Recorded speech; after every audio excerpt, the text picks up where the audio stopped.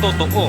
Parang ayoko na maghanap ng tunay, sa akin ay sawang-sawa na. Dahil dito sa industriya mahirap magtiwala, nakisama ng lubos pero anong napala. At ito, kailanman hindi ako nalumba, pero ang mga tinulo ko hindi babasa.